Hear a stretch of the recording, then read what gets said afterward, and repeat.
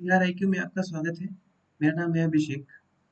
इस वीडियो में हम बिहार के 1 से 7 अगस्त तक जितनी महत्वपूर्ण घटनाएं हुई हैं उसको डिस्कस करेंगे। उसके साथ-साथ नेशनल न्यूज़ और इंटरनेशनल न्यूज़ को भी कवर करेंगे। ये हमारा एक वीकली सेशन चलता है जो कि हम वीक में जितनी भी घटनाएं होती हैं उसको डिस्कस करते हैं। इस वीडियो में मैं जनवरी से जुलाई तक के जितने मिलिट्री एक्सरसाइजेज हुए हैं उसको भी डिस्कस करेंगे। और ये जो वीडियोस मैं ला रहा हूँ वो उन सारे स्टूडेंट्स के लिए इम्पोर्टेंट हो जाता है जो कि BPSC, Bihar SI, CDPO, BSSC जिसकी तैयारी करते हैं। एक्चुअली ये बिहार स्पेशल ही है, तो एक्चुअली बिहार के स्टूडेंट्स के लिए मेनली बनाया गया है। आगे बढ़ते हैं हम। और ये जो सवाल लास्ट वीक जो वीडियोस डाले गए थे उससे पूछे गए थे, ठीक है। और पहला सवाल यही है कि न्यू सेफर्ड रॉकेट किस कंपनी के द्वारा भेजा गया था अंतरिक्ष में, जो कर्मल लाइन से ऊपर गया था। वो कंपनी का नाम है ब्लू ओरिजिन। अब जेफ बेजोस का नाम सुने होंगे, वो इसी के मालिक हैं। और दूसरा सवाल ये था कि इथेनॉल पॉलिसी को लागू करने वाला बायोफ्यूल के अंदर पहला स्टेट कौन सा था, वो है बिहार। तो ये दोनों के दोनों आंसर सही सही दिया गया था खुशबू कुमारी के द्वारा और आनंद कुमार के द्वारा।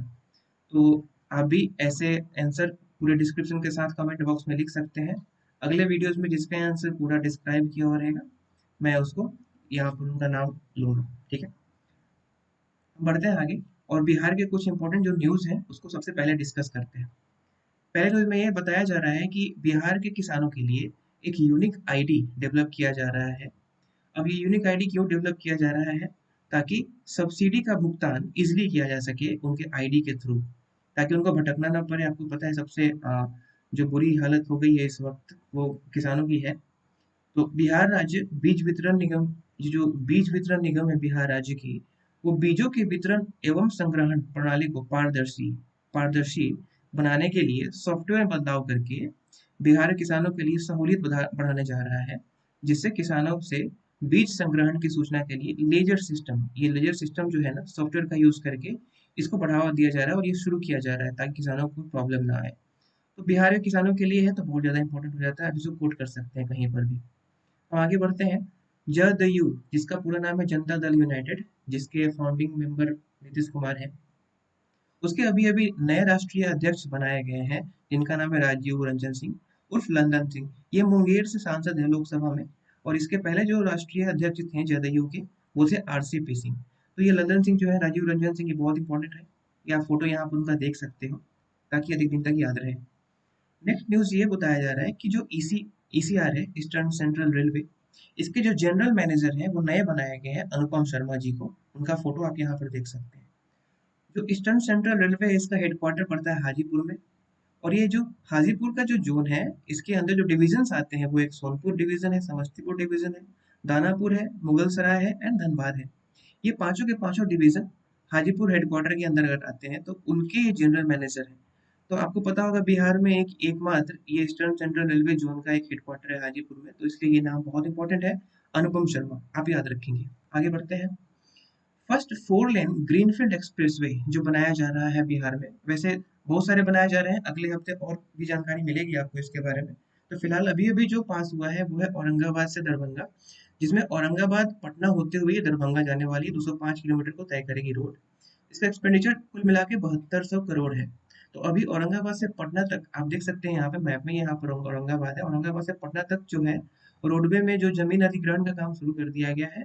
ये काम हो जाने के बाद फिर पटना से दरभंगा तक के रूट में फिर जमीन को अधिग्रहित किया जाएगा। तो ये टोटल कुल मिला के 205 किलोमीटर का प्रोजेक्ट है जिसमें इतना खर्च होना है, ठीक है। बिहार पंचायत इलेक्शन, आपको पता है कि बिहार पंचायत इलेक्शन होने वाला है और ये नवंबर तक खत्म करने की बात की जा रही है, टोटल 10 फेजेज में, ठीक है ना। ये याद रखेंगे। अब ये कौन सा आर्टिकल कहता है किसी स्टेट में इलेक्शन करवाना है वही पंचायत का, तो वो है 243। आपको याद होगा कि 72nd and 73rd and 74th जो अमेंडमेंट एक्ट है जो कि 1992 और 93 में आया था, उसी में ये ऐड किया गया था एक्चुअली कि जो पंचायत में इलेक्शंस होने हैं।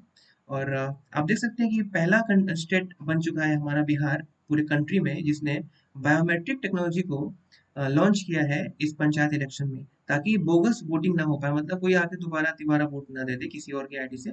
इसलिए बायोमेट्रिक बहुत इंपॉर्टेंट हो जाता है, जो व्यक्ति जाएंगे उनका बायोमेट्रिक लिया जाएगा ताकि वो दोबारा वोट ना दे पाए। इसलिए ये बहुत इंपॉर्टेंट है बायोमेट्रिक। ये पहला कंट्री का पहला स्टेट हो चुका है जहाँ पे ये अप्लाई होने वाला है। अब जो हमारे इलेक्शन कराने वाले हैं और बिहार स्टेट है, इसलिए स्टेट में इलेक्शन कमिश्नर होते हैं, उनका नाम है दीपक प्रसाद। ये अभी अभी बने हैं तो इसका नाम आप याद रखेंगे, Deepak Prasad. Okay. Bihar Toshiba contract, actually ये कॉन्ट्रैक्ट इस वजह से बनाया जा रहा है ताकि जो भी जो सीवेज हैं जो कि पटना से और जितने भी गंगा के आसपास जो सिटीज हैं, आप देख सकते हैं गंगा ऐसे से पास होती है, तो गंगा के आसपास जितने भी सिटीज हैं, उस सिटीज में जितने भी जो भी सीवर्स सीवर्स निकलता है जो गंगा नदी में डाला जाता है, उसको पहले सफाई किया जाए फिर वहां डाला जाए। इसलिए ये सीवेज ट्रीटमेंट प्लांट बनाया जा रहा है। तोशिबा एक जापानी कंपनी है, उसका टेक्नोलॉजी यूज करके, एक्चुअली ये जायंट है, टेक्नोलॉजी जायंट जापान की है और काफी महारत हासिल है इसे टेक्नोलॉजी में। तो इसके टेक्नोलॉजी का यूज करके BUIDCU, एक्चुअली ये Bihar urban infrastructure development corporation, ये इसने तोशिबा के साथ कॉन्ट्रैक्ट साइन किया है। और ये पूरा का पूरा कॉन्ट्रैक्ट 300 करोड़ से भी ऊपर है, लगभग 305 करोड़ के आसपास है। और जो पहला जो बनने वाला है सीवेज वो हाजीपुर में बनने वाला है, ठीक है ना, with latest technology used by the Toshiba. आपने नाम सुना होगा, काफी फेमस नाम है। चलिए हम आगे बढ़ते हैं। हाजीपुर आपका यहाँ पे देख सकते हैं, पटना और वैशाली के इस जगह पे गांधी सेतु पुल है। तो इस तरफ पटना है, इस तरफ हाजीपुर है, आप इसे लोकेट कर सकते हैं। हम आगे बढ़ते हैं, नेशनल न्यूज की तरफ आते हैं। पहली खबर मिजोरम से है। एक्चुअली मिजोरम और असम में अभी अभी बहुत ज्यादा फायरिंग हुई है, कुछ पुलिस वाले भी मारे गए हैं। तो इसलिए ये फायरिंग क्यों हुई है, क्योंकि जमीन का मुद्दा है। कौन सा बाउंड्री को लेके मुद्दा होती है, कई कई कई बार बाउंड्री को लोकेट नहीं कर पाते दोनों स्टेट्स। तो इसलिए एक्चुअली 1972 मिजोरम को बनाया गया था यूनियन टेरिटरी आसाम से काट करके, और फिर 1987 में जाके ये फुल फ्लेज स्टेट हुआ। ओके। एक्चुअली जब दो स्टेट के बीच लड़ाई होती है तो जो काउंसिल गठित की जाती है वो आर्टिकल 263 के तहत गठित की जाती है। मैं आर्टिकल बताता इससे चलता हूँ ताकि आपको फुल नॉलेज हो। कोई भी सरकारी जो भी चीजें होती हैं, जो भी दो स्टेट के बीच लड़ाई हो गया, कोई भी वाटर डिस्प्यूट हो, कोई कैसा भी बाउंड्री का डिस्प्यूट हो, उसको रिजोल्व करने के लिए एक इंटर स्टेट काउंसिल बनाया जाता है, जो कि संविधान में आर्टिकल 263 में लिखा गया है। उसी के तहत ये सारे काम किए जाते हैं। ओके। आप यहाँ मैप में देख सकते हो, यहाँ मिजोरम है और यहाँ पे असम है। इस बाउंड्री के पास लड़ाई हुई है, जो कि फायरिंग हुई है। यहाँ पे मैंने हल्का सा ब्रीफ डिस्कशन दे दिया है कि 72 में यूटी बना था, 87 में जाके वो स्टेट बना था, इसका राजधानी आइजोल है। टोटल 11 डिस्ट्रिक्ट है। बिहार में कितने डिस्ट्रिक्ट हैं तो आप याद रख सकते हो, दिट इज 38। पूरे 38 जिले हैं। और गवर्नर जो है वहाँ के खम्बापति हरि बाबू KH बाबू है, ठीक है। और जो चीफ मिनिस्टर है वो जोरम थम्बा है। और बाकी आप देख सकते हैं यहाँ पे राज्यसभा में एक सीट है और लोकसभा में एक सीट है मिजोरम के लिए। हम आगे बढ़ते हैं। ये बहुत अच्छी खबर है कि INS विक्रांत, जो कि एक इंडिजिनस डेवलप, मतलब भारत के द्वारा द्वारा हमारे देश में ही बनाया गया एक पहला, एक्चुअली एयरक्राफ्ट कैरियर है। आप देख सकते हो यहाँ पर करीब 30 से 40 एयरक्राफ्ट यहाँ पे उतर सकते हैं, क्योंकि ये वारफेयर में बड़ा यूज होता है। ये एक्चुअली शिप जो भी है एयरक्राफ्ट कैरियर, यहाँ पे लिखा हुआ मैंने, तो ये बहुत यूजफुल चीज है। तो इसको बनाया गया है कोचिन शिपयार्ड लिमिटेड द्वारा। तो ये पहला है हमारे देश का जो कि देश में ही बना है, इसलिए बहुत इंपॉर्टेंट हो जाता है INS विक्रांत, ठीक है, याद रखेंगे आप। दीपक दास, आप यहाँ फोटो देख सकते हैं दीपक दास को। इनको बनाया गया है controller general of account. Actually ये कैग नहीं है, आप कैग से कंफ्यूज मत हो जाइएगा। और अभी रिसेंट में कैग कौन है, मतलब कंट्रोलर एंड ऑडिटर जनरल कौन है इंडिया के, इसका आप नाम कमेंट बॉक्स में बता सकते हैं। एक्चुअली ये CAG नहीं है, ये CGA है। क्या है ये? CGA, controller general of account. जब भी कोई सरकार को पैसा खर्च करना पड़ता है तो यही एलोकेट करते हैं कि कौन सा पैसा, कितना पैसा कहाँ जाना है। ये होता है काम actually under the department of expenditure, finance ministry के अंदर आता है। डिपार्टमेंट ऑफ एक्सपेंडिचर, ये फाइनेंस मिनिस्ट्री को खाका तैयार करके देती है कि कितना पैसा कहाँ पर जाना चाहिए और कितना यूटिलाइजेशन होना चाहिए। अब ये जो CGA है, सरकार का खाता कीपर है, ये पता चल चुका है। लेकिन ये काम किसके अनुसार करता है, तो संविधान में आर्टिकल 150 है, ये अपना पावर वहां से लेता है और ये काम करता है, ठीक है। तो ये नाम बहुत इंपॉर्टेंट है, दीपक दास, जो कि हमारे कंट्रोलर जनरल ऑफ अकाउंट बनाए गए हैं। चलिए नेक्स्ट न्यूज की तरफ बढ़ते हैं। आप यहाँ पे देख सकते हैं कि CBSE ने कुछ लॉन्च किया है स्टूडेंट्स के लिए। और पहला है सफल। सफल का मतलब पूरा नाम अगर बताएं तो structured assessment for analysing learning. उसके बाद आप यहाँ पे सफल का पहले हम देखेंगे, उसके बाद हम देखेंगे AI फॉर ऑल, ठीक है। तो सफल के बारे में देखते हैं कि CBSE द्वारा शुरू किए गए ग्रेड 3, 5 एंड 8 के लिए योग्यता आधारित मूल्यांकन है। ये जितनी योग्यता बच्चों में रहेगी उसके आधार पर ये ग्रेडिंग की जाती है तीसरी, पांचवी और आठवीं क्लास के छात्रों में। इसका उपयोग छात्रों के बीच मूलभूत कौशल और बुनियादी दक्षताओं की प्रगति का आकलन करने के लिए किया जाएगा। ठीक है, कौन छात्र कितना टैलेंटेड है कितना नहीं है, ये सब आप ग्रेडिंग सिस्टम यहाँ से उसके थ्रू ये सफल कार्यक्रम लॉन्च किया गया है। उसके बाद एक और स्कीम लॉन्च किया गया is AI for all. Artificial intelligence का शॉर्टकट होता है, एब्रिविएटेड फॉर्म होता है एआई। ये इनिशिएटिव है जिसके तहत क्रिएट किया जा रहा है एक basic understanding of artificial intelligence, ठीक है ना, फॉर एवरी सिटीजन। आपने देखा होगा कभी कभी आप आपके आईज से कोई कांटेक्ट करके भी लैपटॉप खोल सकता है, that is called AI. Actually ये सारी चीजें एआई से होती है, ठीक है। तो जो कि आप देख सकते हैं कि जो ड्रिवन है by the central board of secondary education CBSE and ministry of education and Intel India, ये बहुत इंपॉर्टेंट नाम है।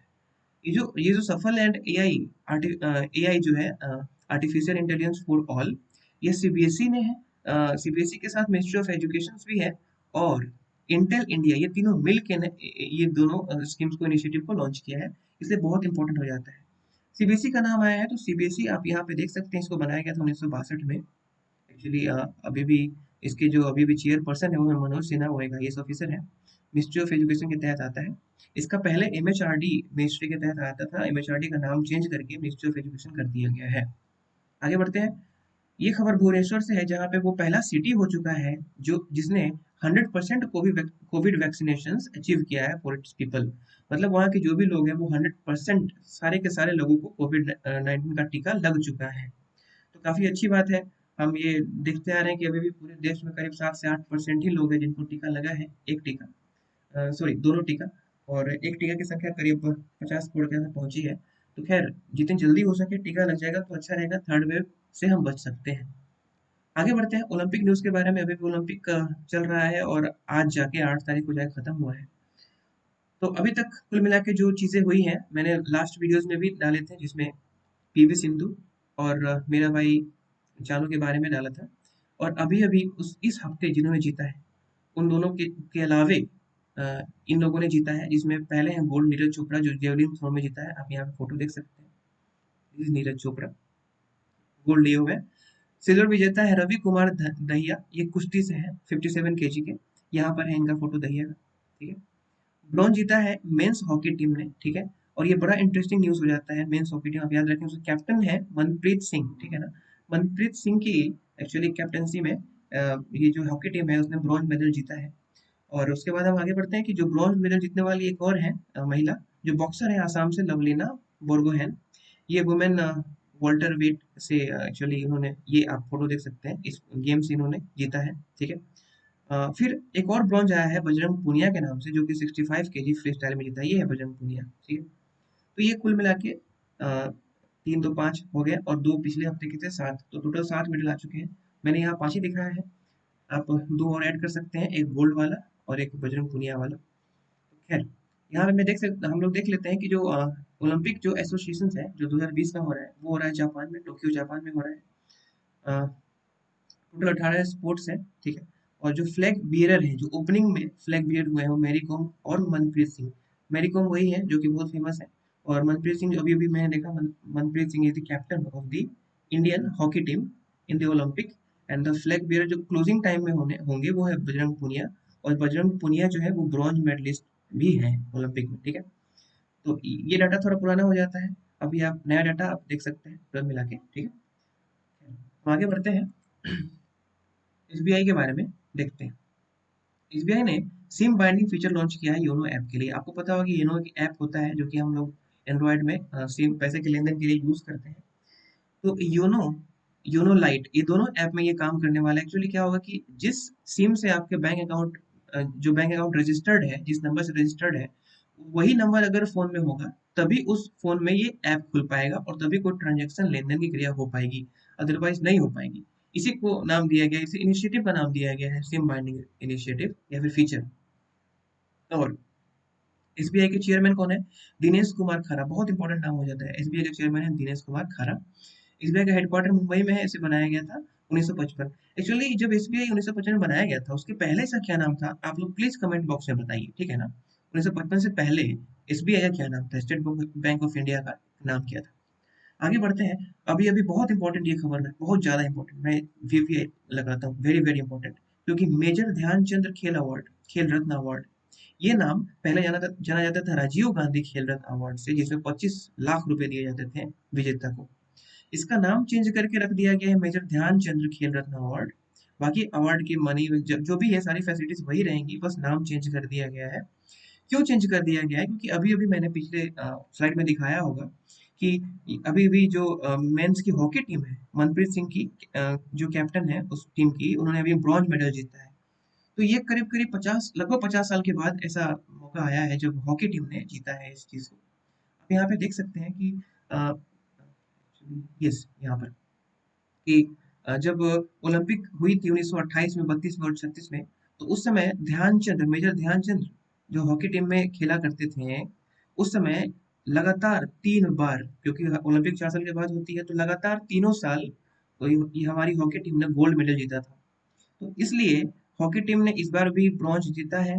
तो इसको देखते हुए हमारे पीएम ने राजीव गांधी खेल रत्न अवार्ड को, जो कि सबसे हाईएस्ट खेल में अवार्ड माना जाता है, उसका नाम चेंज करके मेजर ध्यानचंद्र के नाम पे रख दिया है।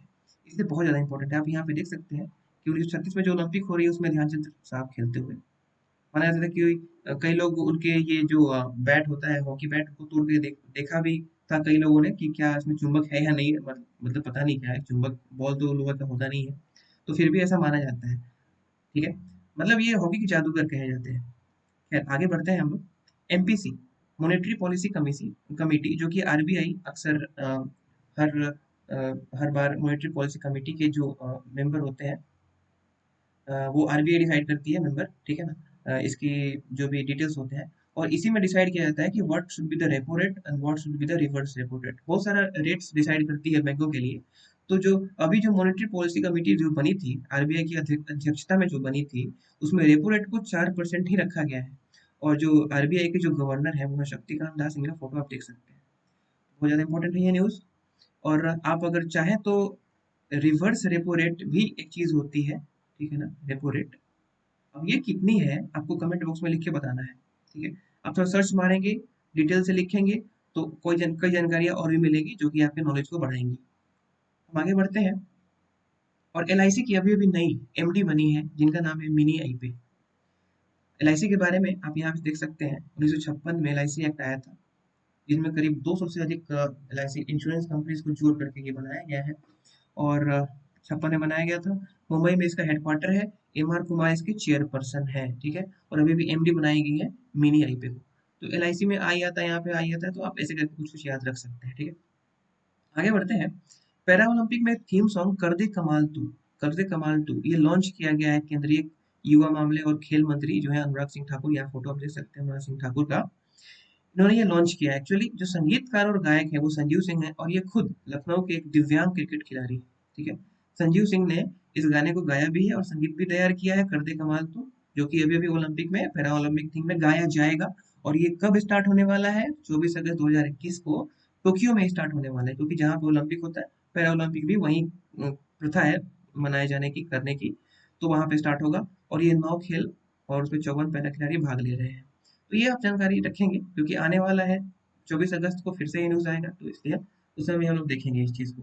तो संजीव सिंह और अनुराग सिंह ठाकुर ने इसको लॉन्च किया, तो ये नाम आप याद रखेंगे। अब आगे बढ़ते हैं। ई रूपी। ई रूपी क्या है, ये डेवलप किया गया है एनपीसीआई, एक्चुअली इसका पूरा नाम है national payment corporation of India on UPI platform. आपने सुना होगा कि भीम एक यूपीआई प्लेटफॉर्म है। इसके इसके भी जो पेरेंट ऑर्गेनाइजेशन है वो एनपीसीआई एल ही है, ठीक है। एनपीसीआई है जो कि उसको रेगुलेट करती है। उसका कोलेबोरेशन जो है ना, उसका है डिपार्टमेंट ऑफ फाइनेंशियल सर्विस के साथ, ठीक है ना, ministry of health and family welfare के साथ, एंड नेशनल हेल्थ अथॉरिटी के साथ भी है। तब जाके ये ई रूपी लॉन्च किया गया है। It is a cashless and contact lens instrument for digital payment. Actually अभी क्या करना पड़ता है कि आपको नंबर देना पड़ता है किसी का, या फिर कुछ करना पड़ता है।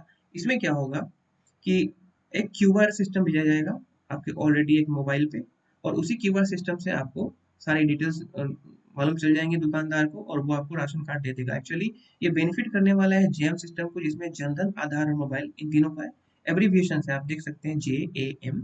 तो जेम सिस्टम के थ्रू इसको अप्लाई किया जाएगा। तो जितने भी जनधन मोबाइल वाले जनधन खाता धारक जितने भी हैं, खाता वाले जितने पर्सन हैं, और वो सारे के सारे पर्सन आधार कार्ड से लिंक्ड है और मोबाइल भी होगा उनके पास, तो जाहिर सी बात है इसी के थ्रू, जैसे मान लो सब्सिडी चाहिए आपको आपके राशन की दुकान में, तो सरकार सब्सिडी पैसा ना दे करके आपको एक क्यूआर कार्ड देगी, आपके पर्टिकुलर फोन पे जाएगा और ये क्यूआर कार्ड आपको दिखाने हैं दुकान में, और उसी क्यूआर कोड के बेस पे, क्यूआर जो एक्चुअली क्यूआर कोड आपने देखा होगा, उसी क्यूआर कोड के बेस पे या फिर एसएमएस के बेस पे वो आपको राशन दे देगा। यहाँ पे एक्चुअली क्या है कि ब्लैक मनी का जो रास्ता हो जाता है वो क्लोज हो जाता है, आपको पैसे का लेन देन नहीं करना है, और ना ही जो अनाज आया है उसका कोई लेन देन इधर उधर हेर फेर हो पाएगा। ठीक है, तो ई रूपी जो इनिशिएटिव है बहुत इंपॉर्टेंट है। आप यहाँ पे देख सकते हैं कि एनपीसीआई के बारे में मैंने पूरा यहाँ पे डिटेल दे रखा है। ये गवर्नमेंट पेमेंट कॉर्पोरेशन एक्चुअली एक टाइप है पेमेंट पेमेंट का, जो सरकार द्वारा संचालित की जाती है। इसका हेडक्वार्टर मुंबई में है, और की पीपल आप यहाँ पे देख सकते हैं, एमडी सीईओ है दिलीप एसपे। ठीक है, और आधार कार्ड, भीम, जो भी आप देख सकते हैं यहाँ पे, चेक सिस्टम, जितने भी चीज़ें आप यहाँ पे, रुपए कार्ड, तो एक्चुअली ये सारे के सारे इनिशिएटिव एनपीसीआई ही देखती है। ठीक है, तो इसके जो एक्चुअली मालिक है वो आरबीआई ही है, वही रेगुलेट करती है, और उसके ऊपर मिनिस्ट्री ऑफ फाइनेंस है, और सबसे ऊपर गवर्नमेंट ऑफ इंडिया है। तो ये सारी सारी चीज़ें हायरार्कियल स्ट्रक्चर है जो कि रेगुलेट करती है एक दूसरे को, ताकि सिस्टम सही बनी रहे। तो ई रूपी स्कीम बहुत इंपॉर्टेंट हो जाता है। आगे बढ़ते हैं। अब आते हैं हम लोग इंटरनेशनल न्यूज़ पे, जिसमें यूएनओ, यूनाइटेड नेशन ऑर्गेनाइजेशन, जिसमें अभी अभी भारत को बनाया गया है अध्यक्ष। ठीक है ना, 1 महीने के लिए। तो जुलाई के लिए राष्ट्रपति पद फ्रांस में था, अगस्त में ये भारत के पास आया है, तो अगस्त पूरा भारत चेयरमैन संभाल रहा है यूएनएससी का, और उसके बाद आयरलैंड आएगा। तो इसमें टोटल मेंबर है 194, और यूएनओ को नोबेल प्राइज भी मिल चुका है। नोबेल पीस प्राइज कब मिला है, तो 2001 में मिला है। अब यूएनएससी के बारे में बाकी जानकारी यहाँ से देख सकते हैं कि यूएनएससी का 1 महीने के लिए जो चेयरमैन बना है वो भारत बना है, और चेयरमैन का मतलब ये होता है कि जो टोटल कंट्री, जो 15 कंट्रीज है उसमें 5 तो परमानेंट है, बाकी जो 10 है वो नॉन परमानेंट है, वो चेंज होती रहती है। तो इन्हीं 15 को मिला करके हर महीने एक चेयरपर्सन बनाया जाता है कंट्री को, और वो संभालता है, और वही डिसाइड करता है कि किस मामले में बात करनी है, किस मुद्दे को उठाना है। तो सारा काम काज वो चेयरपर्सन करता है, इसलिए बहुत इंपॉर्टेंट हो जाता है ये चेयर। तो यूएनएससी की स्थापना कब हुई थी, तो 1945 में हुई थी। ठीक है, और यूएनओ का एक पार्ट है ये। ठीक है ना, 6 पार्ट में से एक इंपॉर्टेंट पार्ट है ये। आगे बढ़ते हैं। इब्राहिम रईसी, ये प्रेसिडेंट ऑफ ईरान। तो मिन आंग हैंग, तो कुछ ऐसा नाम है इनका, जो कि सीनियर जनरल है आर्मी के, और इन्होंने अभी अभी आंग सान सूकी को हटा करके खुद को पीएम डिसाइड ये कर दिया, डिक्लेयर कर दिया गया है 2023 तक, जब तक इलेक्शन नहीं होता। तो 2023 में इलेक्शन होगा, तब ये वहाँ पे तब तक वहाँ पे ये पीएम रहेंगे। ठीक है? तो हम आगे बढ़ते हैं। और ये रहा लास्ट में अपना एक्सरसाइज, जो कि इंडिया के साथ अन्य कंट्रीज ने मिल करके किया है। तो ये अभी तक, मतलब जनवरी से लेकर जुलाई तक के जितने भी इंपॉर्टेंट है वो मैंने दिखा रखे हैं। पहला है इसमें शंतीर उग्रोसेना। शंतीर उग्रोसेना, इसमें है इंडिया, बांग्लादेश, भूटान एंड श्रीलंका, ये चारों कंट्री मिलके इसको परफॉर्म किया है, और प्लेस है बांग्लादेश खुद। इसका थीम है रोबस्ट पीस कीपिंग ऑपरेशन। तो शंतीर उग्रोसेना। उसके बाद बढ़ते हैं वज्र प्रहार। वज्र प्रहार इंडो यूएस, मतलब इंडिया और यूएसए मिलकर करती है। अभी अभी ये हिमाचल प्रदेश में इसको किया गया है इस साल। पैसेज एक्सरसाइज, इसको पैसेक्स भी बोलते हैं, पी ए डबल एस यहाँ से उठाया गया है, और ई एक्स एक्सरसाइज से उठाया गया है। इसमें इंडियन नेवी और इंडोनेशियन नेवी दोनों मिलकर किया है इसको, और ये किया गया है अरबियन सी में। ठीक है, इन दोनों कंट्री ने मिलकर के इस एक्सरसाइज को किया है। आगे बढ़ते हैं। Iran Russia maritime security belt, नाम से तो लग रहा है कि यहाँ पे इंडिया नहीं है, पर इसमें इंडिया भी है। India, Iran, Russia and China, ये चारों कंट्री ने मिलकर किया है, और इंडियन ओशन में किया है। ठीक है, दस्तल्क 2, इसमें इंडिया और उज्बेकिस्तान दोनों ने मिलकर किया है, और ये उत्तराखंड में किया है एक्सरसाइज। प्रोपेक्स एक्सरसाइज 21 का, जो कि Indian Navy, Indian Army, Coast guard and Indian air force चारों मिलकर करती है प्रोपेक्स। ठीक है ना, तो प्रोपेक्स अभी अभी परफॉर्म किया गया है इंडियन ओशियन में। इंडिया की सारी जो भी सेना है, मिलिट्री सेना है, मिलिट्री है, वो मिलके इसको परफॉर्म किया है इंडियन ओशियन में। आगे बढ़ते हैं। 16th युद्ध अभ्यास, ये युद्ध अभ्यास भी इंडिया और यूएसए मिलकर करता है। ये अभी भी राजस्थान में परफॉर्म किया गया है एक्सरसाइज। AMPHES एमफेक्स 21, ये इसमें इंडियन आर्मी, इंडियन नेवी और इंडियन एयरफोर्स, यहाँ पे कोस्ट गार्ड नहीं है। आप यहाँ पे देख सकते हैं, प्रोपेक्स में कोस्ट गार्ड था, यहाँ पे कोस्ट गार्ड नहीं है। एम्फेक्स और ट्रोपिक्स, ये बात याद रखेंगे आप। एम्फेक्स में कोस्ट गार्ड नहीं है और ये Andaman Nicobar group of island पे किया गया है एक्सरसाइज। आगे बढ़ते हैं, डेजर्ट नाइट। इसमें Indian air force, French air force and space force, ये काफ़ी एडवांस फोर्सेस हैं जो कि मिलकर के एक्सरसाइज परफॉर्म करते हैं। ये राजस्थान में किया गया है, जोधपुर में। सी विजिल, सी विजिल में Indian Navy, custom, coast guard and other maritime agency सारे के सारे मिल करके ये पूरा का पूरा नेवी के लिए किया गया, ताकि जितने भी कोस्टलाइन इलाके हैं वो सेफ रहें। जो मुंबई अटैक हुआ है वैसा कभी अटैक दोबारा ना हो। कसाब वाला स्टोरी आपको पता होगा। इसमें इंटायर पूरा जितना भी कोस्टलाइन लेंथ है अपने कंट्री का वो है 75 से 16 किलोमीटर, करीब 7516 किलोमीटर। इसका डबल हो जाता है करीब हमारा नॉन कोस्टलाइन एरिया, जो एरियाज है, ठीक है, लेंथ है। तो ये कोस्टलाइन एरियाज हैं जिनको exclusive economic zone of India भी कहा जाता है।